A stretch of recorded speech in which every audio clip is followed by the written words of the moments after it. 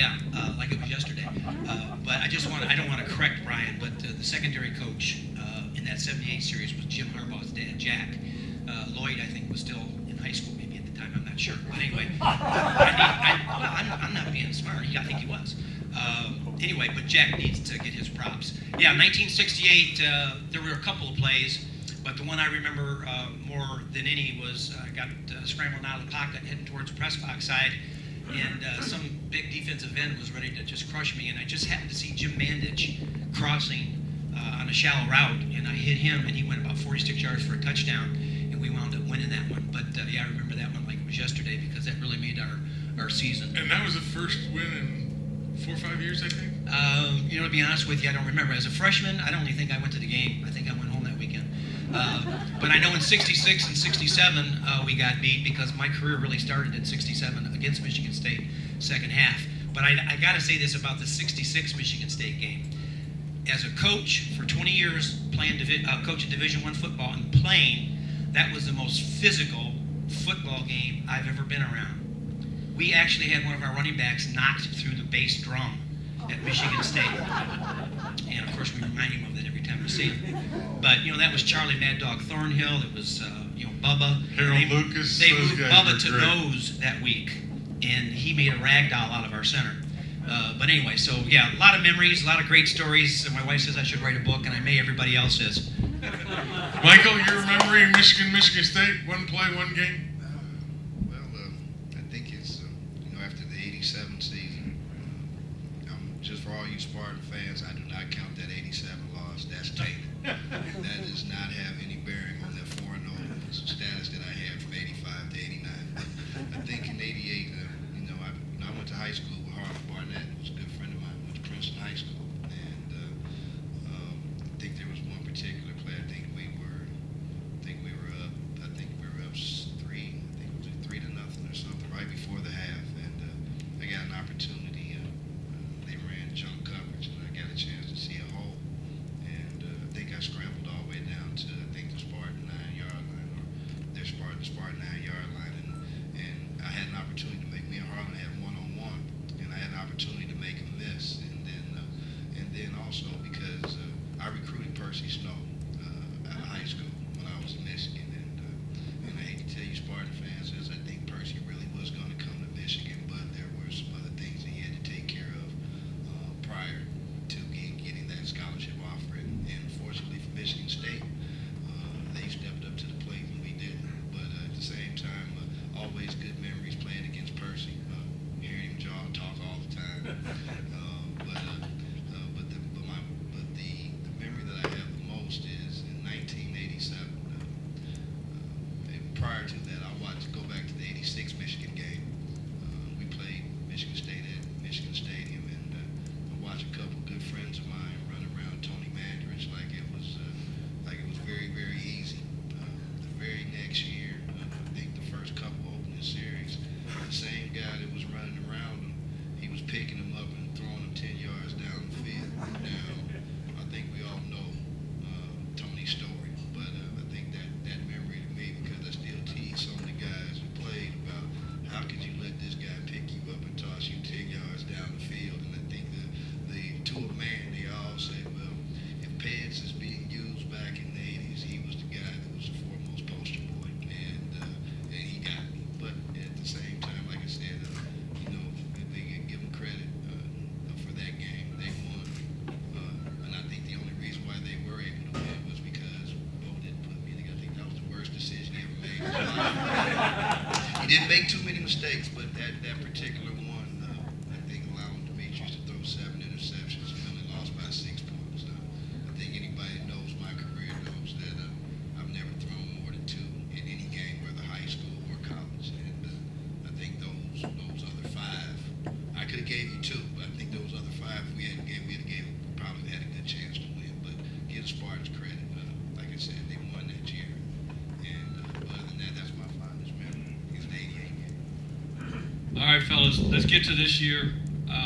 What are your thoughts about what's going to happen on Saturday? And since we went Michigan here, let's go to Brian and come back across the table. I guess that gives Michigan the last comment. I don't Last question, we'll go the other way. That way instead of Brian. Well, I'm beginning to wish Brady Hoke would have remained in San Diego as I think about the game. But I don't think Michigan State's played their best game yet on offense. I haven't seen every play like Jim and George have, but Cunningham, our receiver, has been sensational. But I think we've got the quarterback and some other receivers and tight ends that if they were to put it all together and have their best day, that we could really move the ball up and down the field. And that's one thing I'm looking for. And I'm sure that those guys would love to do this Saturday. From Michigan's, looking at Michigan, I'm a little worried about the elusiveness of Denard Robinson. We did put a lot of pressure on Ohio State's QBs, which, as we know, makes life miserable for a quarterback. But I'm a little worried that you even get that kind of rush on Denard, that he will be so elusive and quick that, and it happened in our Michigan State's first game, the quarterback for, what was it, the first game? Florida International. Youngstown State was a quick kid who ran the ball pretty well against Michigan, and Denard is in a whole different league. So, but that's kind of where I'm thinking that Michigan State's yet to play their best game, and Michigan is looking good, and it's going to be a heck of a game, I think.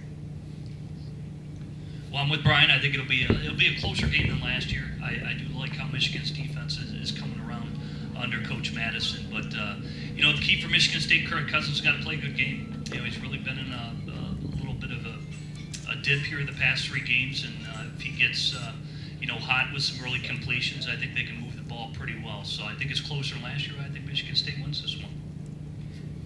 As far as Michigan's concerned, my biggest concern is defense, and if Michigan State and their offensive line with those great running backs decides that they can pound, can we hold up defensively? I think we've made great improvements. I know last year Michigan State out physical, there isn't any question about it, which really hurts as a Michigan player and a former Michigan coach. Special teams always figures in these games, and Michigan State has the ability on kick returns to really do some damage, punt or kickoff. Our kickoff team, Michigan-wise, has been a little wanting, giving too much ground. And then I've been a part of too many Michigan State quarterbacks having career days against Michigan. And hopefully it'll be close, and if we can win up in East Lansing, then that's a real feather in our cap. I hope it's going to be a barn burner. Well, I think when you look at Michigan State, obviously they're very talented on the defensive side of the ball, and they have a bevy of running backs. So I think the key for Michigan is to try to slow down the running game. As we all know, I think folks have put up statistics that when Michigan State's not able to run the ball, they have not been able to come back into home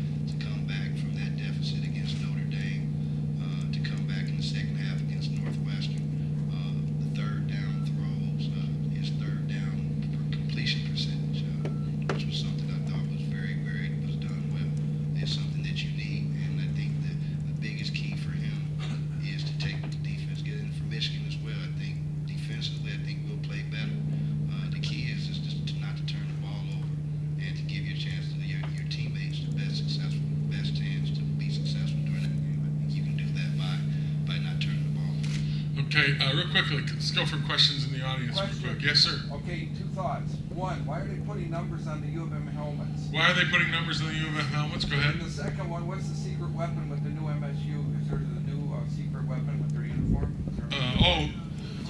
Yeah, the What's that uniforms. all Michigan about? State's wearing their what they call combat, Yeah. Yeah, what is and it? it's a Nike thing. You want to talk to that, Jim?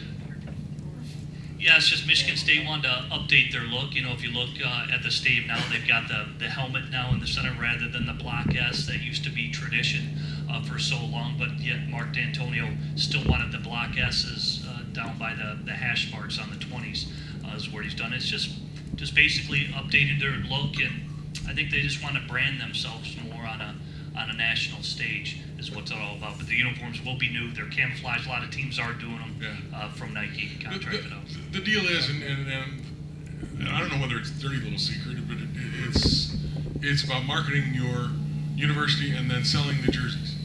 Michigan has it with their throwbacks and the stripes on the shoulder and the block M on the front. Those jerseys go for sale. It's a little bit different than the traditional jersey. The combat style is kind of Nike's way they like to style teams, and ultimately you're going to see those all over the sports shops, and you'll see kids wearing those jerseys to games, and they're the Michigan State combat jerseys, and it's a great way to market your brand and a great way to sell jerseys and make money for the university. How And about that's the really number? kind of why they do it. The numbers on the helmet Yeah, what's that? go back to the throwback uniforms. And when Denny played, there were numbers on the Michigan winged helmet. And as a matter of fact, in my first year, we had, in 1969, it was the 100th year of college football, they had a little football that said 100 on everybody's uniform, or everybody's helmet across the country. And that took place of the number. And then our junior year, my junior year, for some reason, they took the football 100 off and then didn't put the numbers back on. But those numbers are just part of the tradition and a kind of throwback of what Michigan uniforms used to be like. The players really liked the numbers on the helmet. They asked if they could keep them after the throwback game against Notre Dame, and they said sure, so the numbers stayed. That's all it is.